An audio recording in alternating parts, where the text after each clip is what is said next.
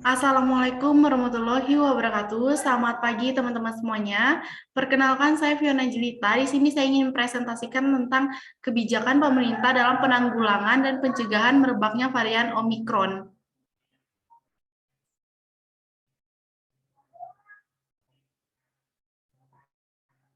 Sejarah awal munculnya varian virus Omikron. Untuk sejarah awalnya, di mana Omikron berevolusi pertama kali, belum kita ketahui jelas, tapi yang publik ketahui faktanya hanyalah pertama kali virus Omikron ini dilaporkan ke Organisasi Kesehatan Dunia atau WHO dari Afrika Selatan pada 24 November 2021. Jadi, Afrika Selatan tempat di mana varian Omikron merebak pertama kali karena memiliki tingkat HIV tertinggi. Jadi seorang dengan infeksi HIV rentan terkena infeksi virus flu biasa dan patogen lainnya, dan sehingga kemungkinan rekomendasi virus sangat besar terjadi hingga munculnya varian Omikron.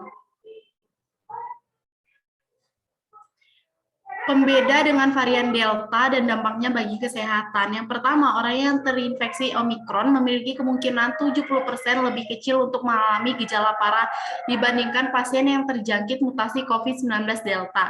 Kedua, pasien yang terinfeksi Omikron juga beresiko 80% lebih kecil menjalani rawat inap di rumah sakit dibanding orang yang terjangkit varian coronavirus lainnya termasuk Delta. Jadi, di sini varian Delta itu lebih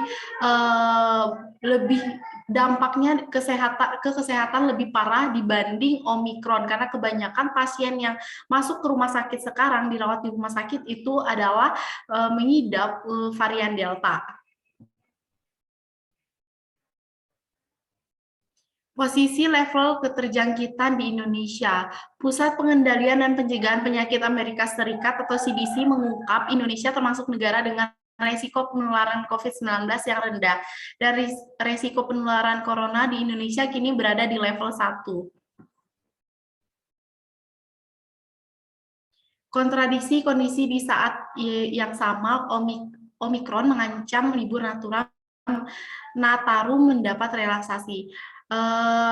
Di saat Natal dan Tahun Baru kemarin, PPKM level 3 itu dibatalkan sehingga Menteri Koordinator Bidang Pembangunan Manusia dan Kebudayaan Muhadjir Effendi menjelaskan pelonggaran di masa libur Nataru ini dikarenakan kondisi COVID-19 di Indonesia yang sudah semakin membaik.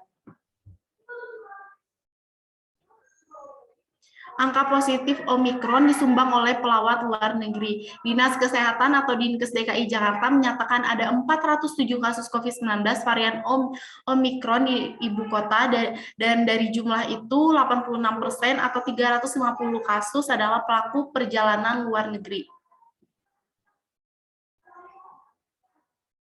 Kasus-kasus yang melingkupi virus COVID-19 Omikron ini, seorang pasien COVID-19 transmisi varian Omikron dikabarkan mencoba kabur dari proses karantina, sehingga pengepungan dilakukan agar pasien tidak dapat kabur dari apartemen Grand Baikando, Pluit Penjaringan, Jakarta Utara. Ada juga beberapa pasien yang kabur dari karantinanya di Wisma Atlet. Kebijakan besar pemerintah dalam menanggulangi penyebaran virus varian Omikron ini.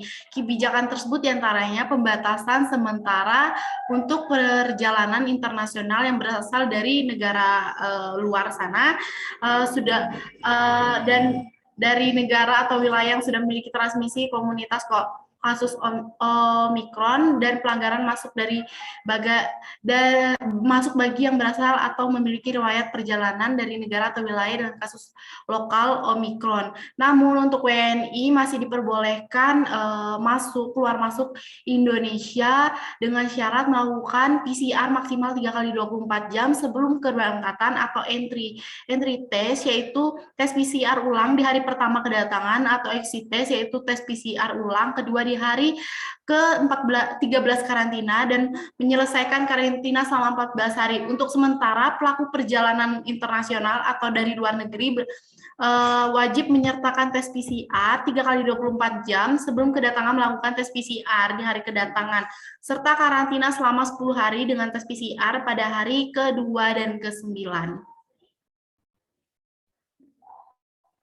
Sekian presentasi dari saya, kurang dan lebihnya saya mohon maaf. Wassalamualaikum warahmatullahi wabarakatuh.